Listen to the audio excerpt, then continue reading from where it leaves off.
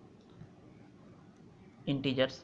Then suppose कि ये वाला सेट आ गया कि जिसमें जीरो आ रहा है, देन जीरो आने से वो set zero, than zero least element हो जाएगा, क्योंकि जीरो से छोटा एलिमेंट तो नहीं होगा ना, क्योंकि नेगेटिव एलिमेंट पे अलाउड नहीं है एस सेट में, क्योंकि एस सेट का एलिमेंट सब ग्रेटर देन और इक्वल टू जीरो है। देन अगर वो सेट सबसेट ऑफ इंटीजर वो सेट अगर जीरो को कंटेन करेगा, in that case zero least element हो जाएगा। Then either zero is the least element, that is सबसे छोटा एलिमेंट, लीस्ट मतलब सबसे छोटा, स्मॉलेस्ट एलिमेंट। और क्या हो सकता है, सपोज कि उस सेट जो सबसेट है इंटीजर का, वो सेट जीरो का कंटेन नहीं कर रहा है, सपोज कि यहाँ से स्टार्ट हो रहा है वन से लेकर, इन दैट केस क्या हो जाएगा, उस सेट का कोई एक स्मॉलेस्ट एलिमेंट रहेगा। क्यों? क्योंकि वो जो सेट आएगा तब जीरो को अगर मैंने छोड़ दिया, देन वो जो सेट आएगा कोई भी, सपोज कि एस इक्वल टू ये भी हो सकता है 3 4 5 6, ये भी हो सकता है। इन दैट केस ये सब क्या हो रहा है, ये सब के सबसेट ऑफ नेचुरल नंबर्स हो रहा है।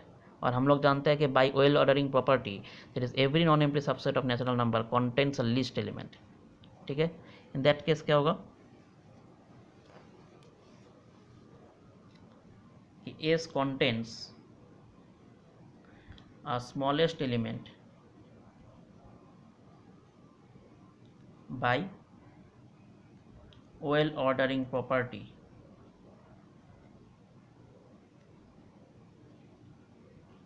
of n। ठीक है, तो मतलब वो आइदर अगर वो सेट में अगर जीरो रहेगा देन जीरो लिस्ट एलिमेंट हो जाएगा, अगर वो सबसे जीरो का कंटेंट नहीं करेगा देन कोई भी तो एक लिस्ट एलिमेंट होगा। ठीक है, जैसे कि इस केस में वन लिस्ट एलिमेंट होगा, इस केस में थ्री लिस्ट एलिमेंट होगा by the well ordering property of N.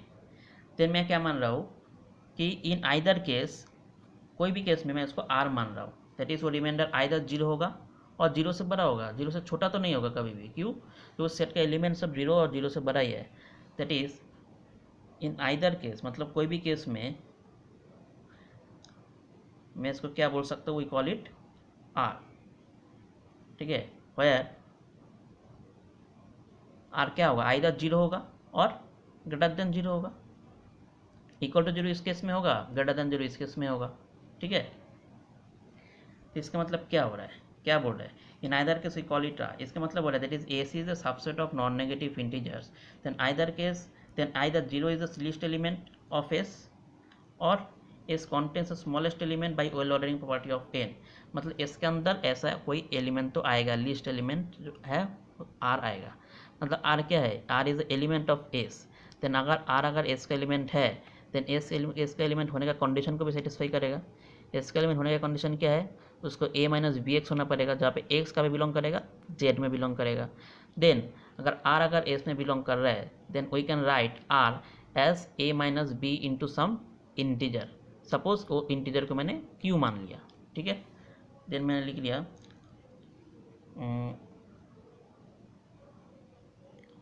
therefore there exists an integer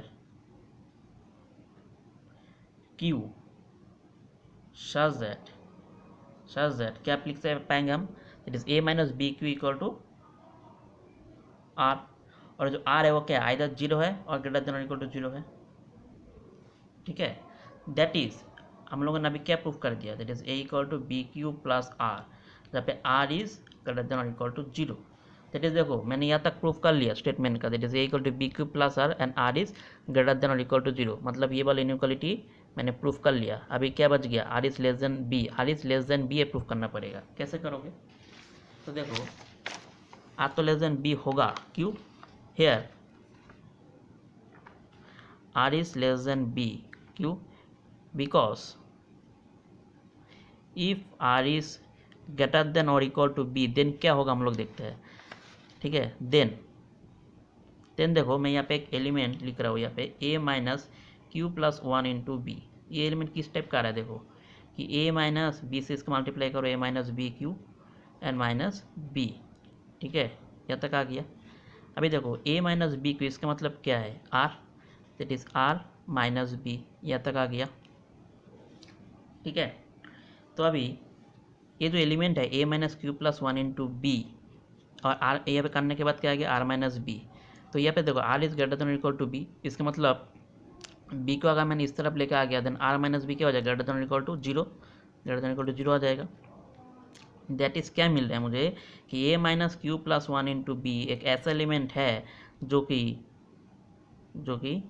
greater than और इक्वल टू जीरो है, और ये जो क्यू प्लस वन है ये क्या है, इंटीजर है। क्यों? क्योंकि यहाँ पे मैंने इंटीजर लिया था क्यू को। अगर क्यू एक इंटीजर है देन क्यू प्लस वन भी एक इंटीजर ही तो होगा। अगर टू एक इंटीजर है then two plus one three, वो भी तक इंटीजर ही है। The Q plus one integer भी है। इसका मतलब क्या हो रहा है, that is A minus Q plus one into B एक ऐसा एलिमेंट है जहाँ पे Q plus one belongs to Z and which is greater than और equal to zero. That is the element A minus Q plus one into B satisfied for being a element of the set S. इसका मतलब क्या होगा, therefore A minus Q plus one into B एक ऐसा element है जो S में belong कर रहा है। ठीक है, एंड इन दिस केस क्या हो जाएगा, and a minus Q plus one into b equal to को मुझे क्या मिला, आर माइनस बी। मतलब आर माइनस बी क्या है, आर से बड़ा है कि आर से छोटा है? आर से मैं बी को घटा रहा हूँ, इसका मतलब ये लेस देन आर है। ठीक है, बट अब एक चीज़ देखो, ये पॉसिबल है क्या? A minus Q plus one into B मुझे क्या मिल गया, आर माइनस बी, जो कि आर से भी छोटा है। ये तो पॉसिबल नहीं है। क्यों? क्योंकि मैंने देखो यहाँ पे बोल दिया था कि S in either case we call it r where r is greater than equal to zero. But r क्या था, r is the smallest element था, स्मॉलेस्ट लीस्ट एलिमेंट था। दोनों केस में मैंने उसको आर मान लिया था, that is r is the smallest element of S. मतलब आर एक ऐसा एलिमेंट है जिसे छोटा कोई एलिमेंट एस में नहीं हो सकता है। ठीक है, बट यहाँ पे मुझे क्या मिल गया कि आर से भी एक छोटा एलिमेंट मिल गया, आर माइनस बी, जो कि एस में बिलोंग कर रहा है। आर माइनस बी जो कि एस में बिलोंग कर रहा है, ये तो पॉसिबल नहीं है। तो ये कॉन्ट्राडिक्शन क्यों आया? क्योंकि मैंने मान लिया था कि r is greater than equal to b. ये मैंने मान लिया था कि r is greater than equal to b. इसका मतलब है ये मानना हम लोग का गलत है। That is R can not be greater than और equal to B, that is R must be less than B. तो लिखना पड़ेगा व्हिच इज नॉट पॉसिबल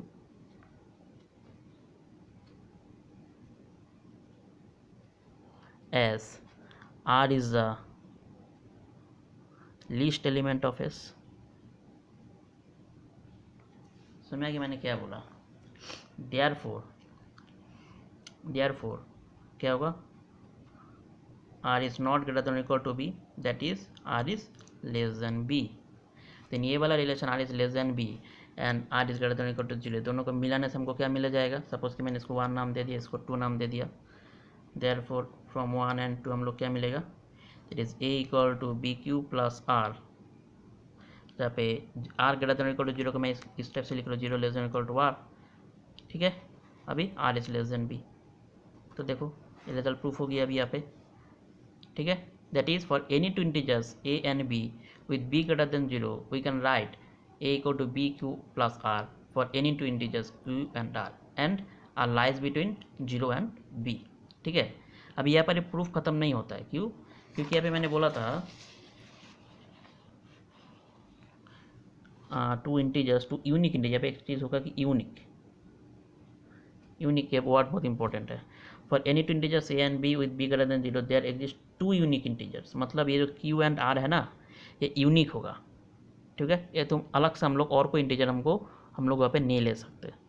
ठीक है, इसका मतलब क्या बोल रहा है कि अगर मैं 10 ले लिया एंड 3 ले लिया और 3 से अगर मैंने 10 को डिवाइड किया, देन हम लोग क्या लिख पाएंगे, 10 इक्वल टू 3 इंटू 3 प्लस 1। तो यहाँ पे ए हो गया, ये हो गया, बी हो गया, क्यू हो गया, r. Then for these two numbers a and b for 10 and 3 we can find the unique integers this 3 and this 1। That is there can not exist any more integers for this two numbers 10 and 3। ये to integer unique होगा। ये हमको अभी uniqueness को proof करना पड़ेगा, इस q and r का यूनिकनेस मुझको प्रूफ करना पड़ेगा। ठीक है, that is uniqueness for q and r. तो यहाँ पे देखो क्या होगा कि मैंने तो ये प्रूफ कर लिया, for any two integers A and B हम लोग A equal to B Q plus R लिख सकते हैं, जहाँ पे zero less than equal to are less than B होगा। ठीक है, तो यहाँ पे क्या होगा, देखो सपोज कि यहाँ पे क्यू एंड आर का और एक सेट है Q1 R1। ठीक है, सपोज मैंने मान लिया कि यहाँ पे और एक सेट है Q1 R1, तब क्या होगा देखो कि लेट ऐसे लिखो कि suppose let's assume that A has two representations, ठीक है, तो अलग अलग टाइप है, सच दैट क्या क्या है, एक तो है यही खुद A equal to B Q plus R, और एक है equal to B Q one plus are one. यहाँ पे आर के वैल्यू कहाँ से कहाँ में लाइक करेगा, zero less than equal to less than b, और यहाँ पे कहाँ में zero less than equal to r one less than b. हो गया सपोज कि ए मान लिया इस रिलेशन को, इसका मैंने नंबर बी मान लिया, ठीक है। देन अगर ए रिलेशन से मैंने बी रिलेशन को घटा दिया, देन ए माइनस आ जाएगा zero, b q minus B Q one, b into q minus Q one and plus r minus r one. That is यहाँ पे क्या मिल गया कि b into q minus Q one equal to r one minus r, ये मिल गया। अगर दोनों तरफ आकर मैंने मॉड ले लिया, देन क्या होगा, मॉड भी तो बी आएगा, देन क्योंकि b is greater than zero, q minus Q one equal to mod of r one minus r, इसको सपोज मैंने सी नाम दे दिया, ठीक है। अब एक चीज़ देखो, ये जो दोनों रिलेशन है that is zero less than equal to r one less than b, and ये क्या है zero less than equal to are less than b. फिर मैं क्या करूँ, इसको ऐसे ही रख रहा हूँ, zero less than equal to r one less than b, और इसको मैं क्या करूँ, माइनस बी से मल्टीप्लाई कर रहा हूँ। माइनस बी से मल्टीप्लाई करने से इनइक्वालिटी साइन चेंज हो जाता है, देन क्या होगा, minus B less than r less than equal to minus that is zero, यहाँ पे माइनस आर आ जाएगा। अगर ये दोनों इनइक्वल मैंने ऐड कर लिया तब क्या आएगा, zero plus minus b that is zero minus B less than equal to r one, या पे लेस देन इक्वल टू नहीं आएगा, अभी स्ट्रिक्टली लेस देन हो जाएगा, ठीक है। फिर आर वन प्लस और माइनस है that is R one minus R and less than B minus zero that is ये वाला that is minus B less than are one minus are less than B आ गया। तो इसको mod में लिखने से क्या हो जाएगा, mod r one minus are less than b हो जाएगा। ये तो हम लोग सीखे थे ना रियल एनालिसिस में, दैट इज ये मॉड खोलने से क्या हो जाता है, zero minus B less than are one minus are less than zero plus b, ऐसा हो जाता है ना, दैट इज बी आ जाएगा। देन देखो mod r one minus r is less than B, तो ये रिलेशन को अगर मैंने यहाँ पे पुट किया देन क्या आएगा, देन कि b into mod q minus Q one equal to mod r one minus r जो कि लेस देन बी है, दैट इज क्या हो रहा है, b into mod q minus Q one less than b, that imply b तो greater than zero है, then mod q minus Q one हम लोग क्या लिख सकते हैं, less than one, since b is non zero, ठीक है। अभी देखो यहाँ पे मेरा क्या रिलेशन आ गया कि mod q minus Q one less than one है, क्यू भी एक इंटीजर है, क्यू वन भी एक इंटीजर है, क्यू भी एक इंटीजर है, क्यू वन भी एक इंटीजर है। अभी suppose q and q one मैं दो अलग अलग इंटीजर ले लिया, suppose q equal to one ले लिया, q one equal to two ले लिया, देन वन माइनस टू करने से कितना आएगा, माइनस वन आएगा, दैट मॉड माइनस वन मतलब वन आ जाएगा, but one is not less than one, ठीक है, one is equal to one. Then suppose कि क्यू इक्वल टू मैंने टू ले लिया, क्यू वन इक्वल टू मैंने फाइव ले लिया, देन टू माइनस फाइव आएगा, mod minus three that is फिर से थ्री आ जाएगा, but three is also not less than one. Then suppose q equal to मैंने माइनस टू ले लिया, क्यू वन इक्वल टू मैंने माइनस वन ले लिया, देन क्या आएगा, minus two minus of minus one that is minus two plus one that is mod of minus one, फिर से वन आ रहा है। इसका मतलब क्या हो रहा है कि अगर मैंने क्यू एंड क्यू वन ये दोनों इंटीजर को मैंने अनइक्वल इंटीजर ले लिया, आइदर पॉजिटिव हो कि नेगेटिव हो, देन इसका जो मॉडुलस आएगा वो कभी भी लेस देन वन नहीं आएगा। देन लेस देन होने का चांस सिर्फ एक ही है, वो क्या है, अगर दोनों इंटीजर सेम हो गया, सपोज क्यू इक्वल टू मैंने टू ले लिया, क्यू वन इक्वल टू मैंने टू ले लिया, देन टू माइनस टू कितना आएगा, zero, which is less than one. Similarly अगर क्यू मैंने पॉजिटिव इंटीजर नेगेटिव इंटीजर ले लिया, सपोज कि माइनस टू ले लिया, देन क्या होगा, minus two minus of minus two that is minus two plus two zero, फिर से लेस देन वन हो जाएगा। दैट इज ये mod of Q minus Q one ये लेस देन वन होने का सिर्फ एक ही रास्ता है, वो क्या है कि दोनों इंटीजर को सेम होना पड़ेगा। दिस इम्प्लाइज कि q is equal to q one, ठीक है। देन अगर क्यू इक्वल टू अगर क्यू वन हो जाएगा, देन देखो क्या होगा, ये क्यू वन के बदले में तुम क्यू लिख सकते हो, इन दैट केस यहाँ पे तुम क्या लिख सकते हो, तब ये जो ये है that is a into b Q one plus are one है, यहाँ पे तुम क्यू लिख सकते हो, और ये जो आर वन है ये क्या हो जाएगा, देखो क्यू इक्वल टू जब क्यू वन हो गया, देन देखो रुको एक रिलेशन निकलते हैं यहाँ पे,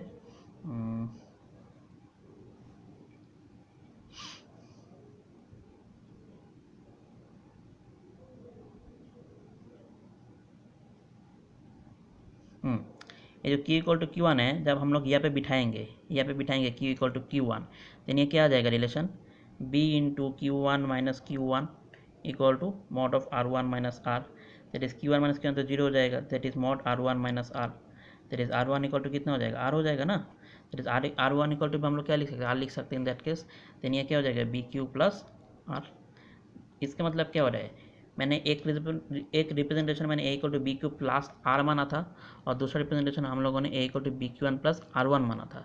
बट हम लोग अल्टीमेट देखा क्या कि ये जो दूसरा रिप्रेजेंटेशन है वो अलग सा कोई रिप्रेजेंटेशन नहीं है, वो वही वाला है, घूम के देखो वही आ गया। ठीक है, इसका मतलब क्या है, that is U and R unique.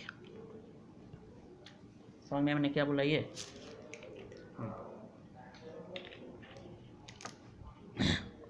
तो भाई देखो इसका स्टेटमेंट में क्या था कि for any two integers A and B with B greater than zero there exist two unique integers Q and R such that A equal to B Q plus R है zero less than equal to are less than B.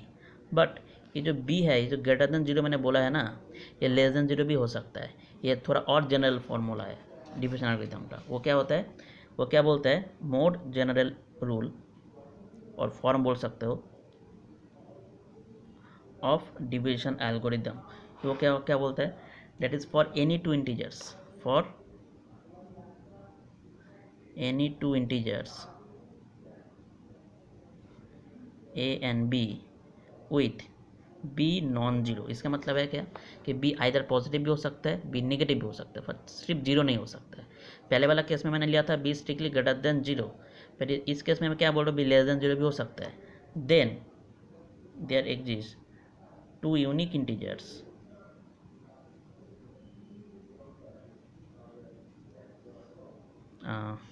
q and r such that a equal to bq plus r।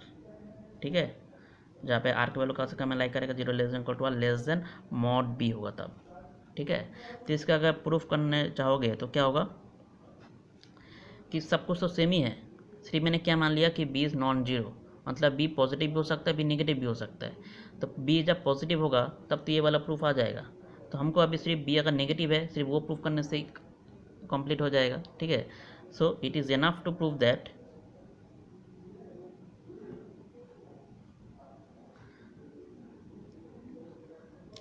The theorem is true, the theorem is true when b is less than zero. अभी देखो b अगर less than zero है, suppose के b equal to मैंने -3 ले लिया, then mod of b that is mod of -3 क्या हो जाएगा, वो तो अल्टीमेट पॉजिटिव हो जाएगा ना। इसका मतलब क्या हो रहा है कि b लेस देन जीरो, ठीक है, बट इम्प्लाई क्या करेगा, मॉड b क्या हो जाएगा, इसका ग्रेटर देन जीरो हो जाएगा। ठीक है, तो मॉड b जब ग्रेटर देन जीरो हो गया, देन क्या होगा कि a एक इंटीजर था, कोई भी एक इंटीजर था a, एंड मॉड b एक दूसरा एक इंटीजर आ गया जो कि ग्रेटर देन जीरो है। देन बाई डिविजन एल्गोरिदम हम लोग क्या बोल सकते हैं, then for the integers a and mod b where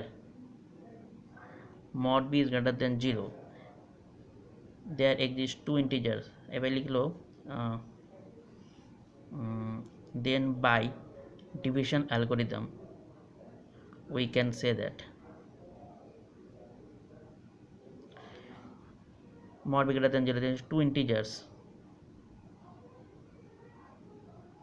q and r such that क्या होगा, a equal to mod b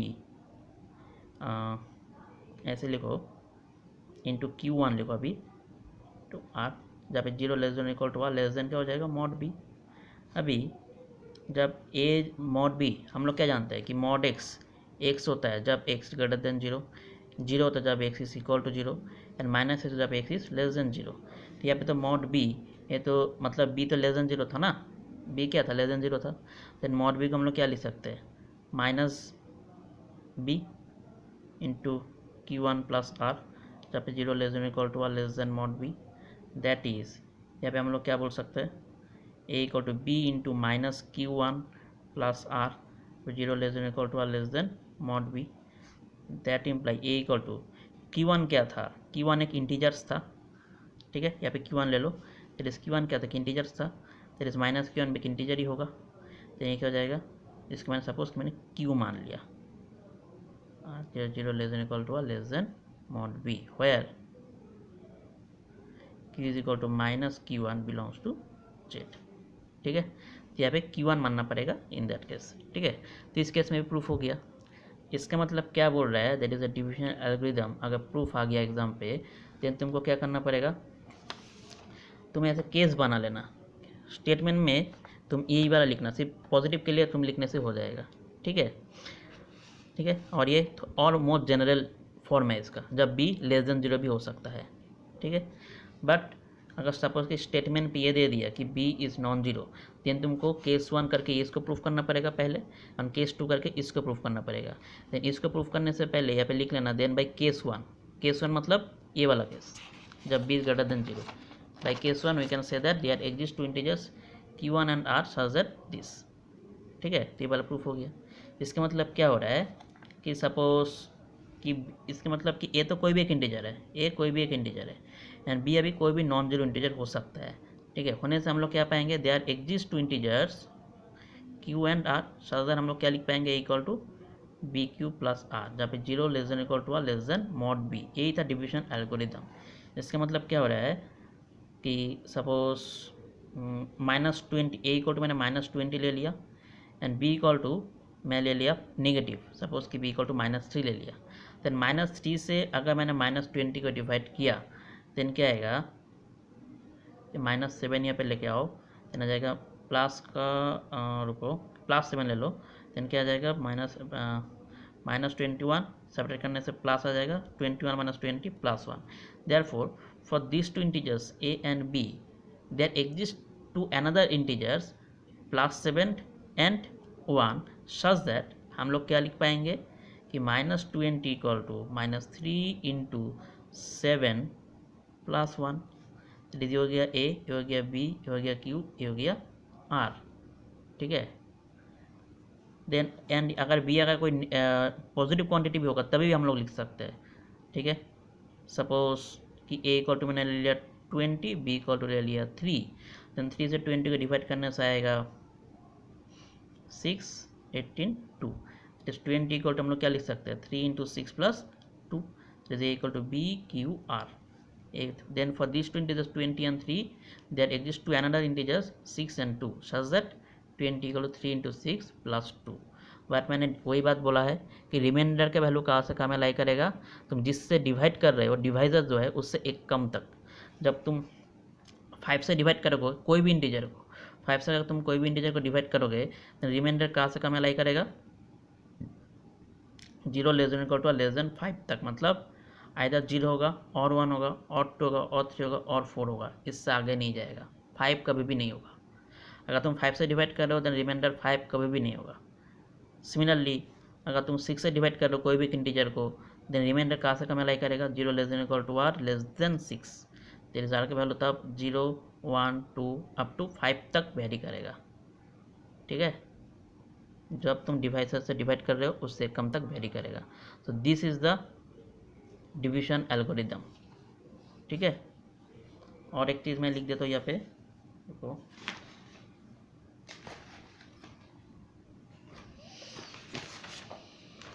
यहाँ पे कुछ चीज़ लिख देता हूँ।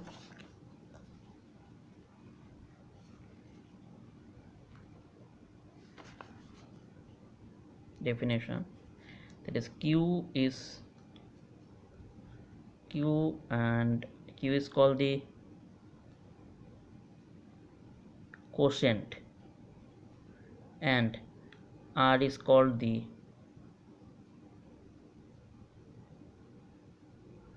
remainder in the division of a by b। इसका मतलब क्या है, तुम a को अगर b से डिवाइड करोगे देन क्वेश्चन रहेगा q, रिमाइंडर रहेगा r। Then in that case we can write as B Q plus r, and r का वैल्यू कहाँ से कहाँ में लाई करेगा, 0 से लेकर स्ट्रिक्टली लेस देन b तक। ठीक है, अभी चीज़ देखो, डिवीजन एल्गोरिथम का जो स्पेशल केस आता है वो क्या होता है, जब ये रिमाइंडर 0 हो जाता है, व्हेन रिमाइंडर 0 हो जाता है तब वो स्पेशल केस आता है। This is a special case. Special case मतलब उस केस में हम लोग बोल सकते हैं कि the integer A is entirely divisible by B. Divisible बोलता है, इसका मतलब कोई भी इंटीजर, जब कोई इंटीजर से डिवाइड होने के बाद रिमाइंडर 0 आता है, हम लोग बोलते हैं कि वो इंटीजर डिविजिबल है। ठीक है, इसके जैसे कि सपोज मैं 10 को 5 से डिवाइड करता हूँ, देन क्या होता है 5 इंटू 2 10, रिमाइंडर 0 आ गया, that is 10 is divisible by 5। ठीक है, इसका मतलब क्या है, हम लोग क्या लिख पाएंगे यहाँ से, बट ये जो डिविज़र है, डिविज़र हमेशा नॉन जीरो होना पड़ेगा। जब जीरो से कोई भी नंबर को डिवाइड नहीं कर सकते। जीरो को तुम कोई नॉन जीरो नंबर से डिवाइड कर सकते हो, बट जीरो से तुम कोई नंबर को डिवाइड नहीं कर सकते। ठीक है, तो डिविज़र हमेशा नॉन जीरो होना पड़ेगा। तो क्या लिखेंगे यहाँ पे, देखो मतलब और एक डेफिनेशन यहाँ पे आता है,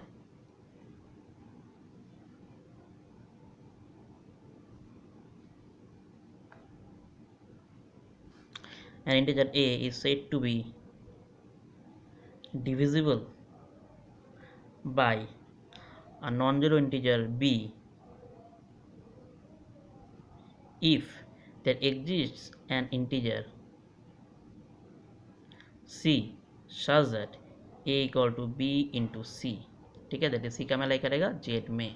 इसका मतलब क्या हो रहा है, जैसे कि 10 को मैं 5 से डिवाइड कर रहा हूँ, क्वेश्चन कितना आ रहा है 2 आ रहा है, that is we can write 10 as 5 into 2 where 2 belongs to Z. समझ में आया मैंने क्या बोला। सिमिलरली सपोज कि -10 को मैं 5 से डिवाइड कर रहा हूँ, देन क्या होगा -10 equal to 5 into -2 plus 0, remainder 0 आ रहा है, -2 क्वेश्चन आ रहा है। ठीक है, इसका मतलब क्या हो रहा है कि -10 का हम लोग क्या लिख पा रहे हैं कि 5 इंटू -2, जहाँ पे -2 भी क्या कर रहा है, कहाँ में लाई कर रहा है, जेड में तो लाई कर रहा है। तो इसका मतलब क्या हो रहा है, जब हम लोग, अगर मैंने बोल दिया कि integer a is divisible by b, then we can write a as b into some integer, a into b into some integer. ठीक है, यह से और एक रिजल्ट जनरेट होता है कि, रुको लिखता हूँ,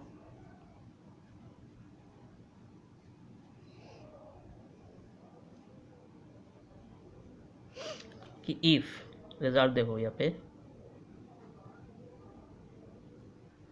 if b is a divisor of a,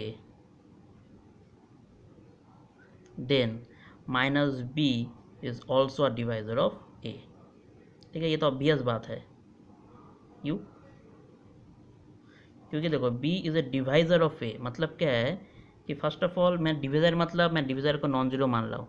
ठीक है, that is b is non zero, then b अगर a को, अच्छा हम लोग यहाँ पे जो a डिवाइड b को डिवाइड कर रहे हैं ना, डिविजिबल बाई b, तो दैट इज b डिवाइड से, इसको हम लोग ऐसे डिनोट करते हैं b डिवाइड से, मतलब b a को डिवाइड कर पा रहा है जिसका रिमाइंडर 0 होता है, इसका नोटेशन है ये। ठीक है, दिस इज द नोटेशन।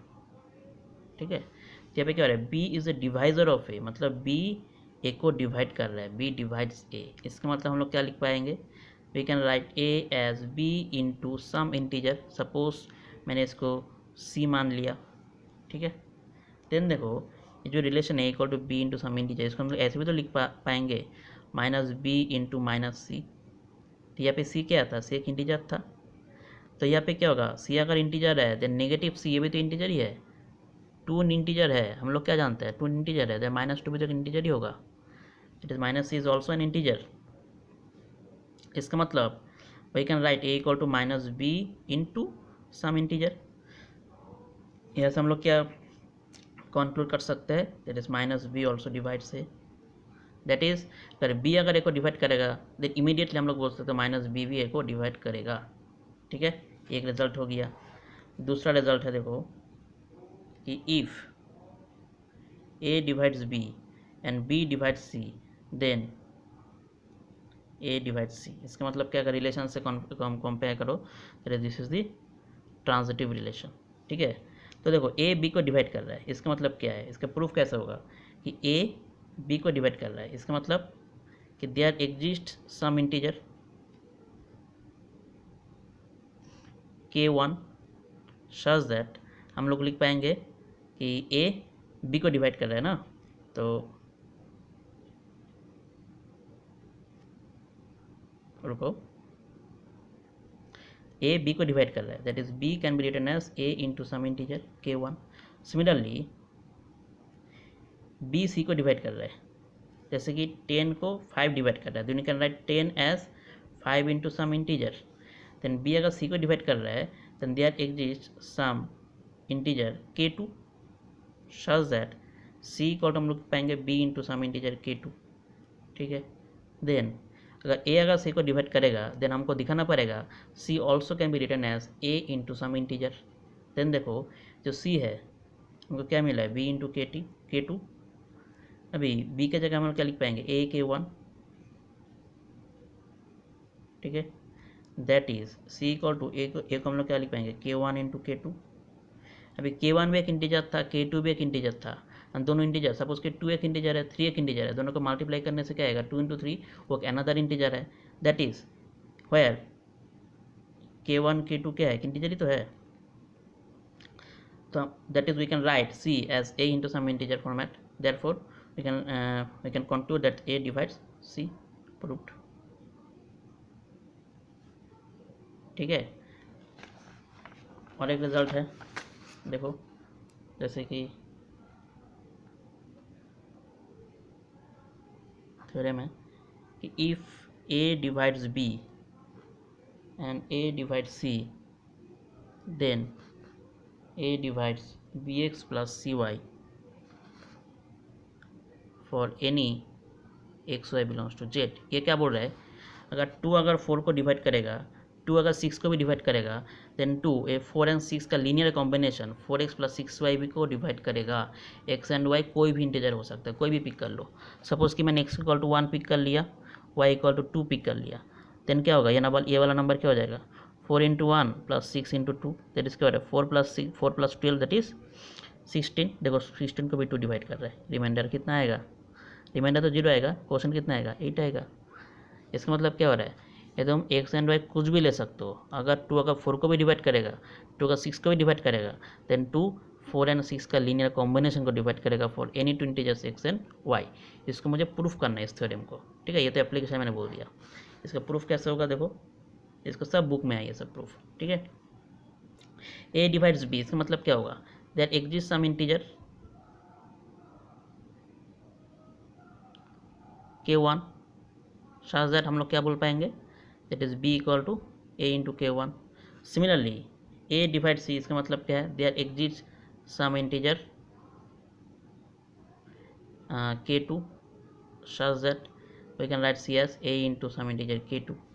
ठीक है, देन ये जो bx प्लस cy है वो क्या लिख पाएंगे बोलो, कि bx प्लस cy, b कितना है a k1 that is a k1 into X plus c कितना है a k2 that is a k2 into Y, that is yes a common लेने से अंदर कितना आएगा k1x प्लस k2y। ठीक है, तो अब एक चीज़ देखो, k1 क्या था, इंटीजर था, k2 क्या था, इंटीजर था, x एंड y भी क्या है, इंटीजर्स है। ठीक है, इंटीजर्स है, इसका मतलब क्या है, ये पूरा k1x प्लस k2x इंटीजर है। इसका मतलब वेयर k1x प्लस k2y एक इंटीजर है, दैट इज यस हम लोग क्या कंक्लूड कर सकते हैं, a divides bx plus cy, क्योंकि we can write bx plus cy as a into some integer. ये तो था डिविजिबिलिटी का फॉर्मूला। ठीक है, यहाँ पे क्या होता है, प्रूफ होता है, प्रूफ्ड। ठीक है, तो आज हम लोग क्या क्या देखा, that is division algorithm, well ordering principle and उसका रिलेटेड कुछ रिजल्ट।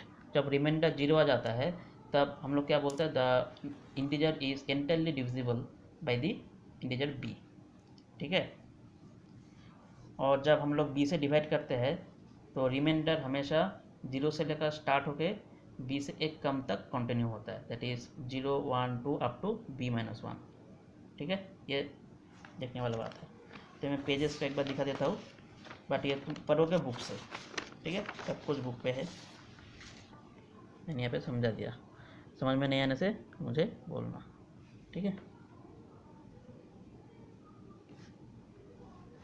ये ले लो, हो गया। रुको, ये दूसरे वाला पेज, इसका साइज थोड़ा लंबा है, ले लिया।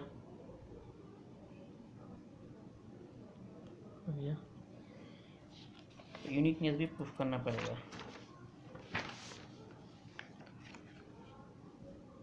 और ये मोर जनरल फॉर्म जब भी नॉन जीरो होता है, मतलब भी नेगेटिव भी हो सकता है। भैया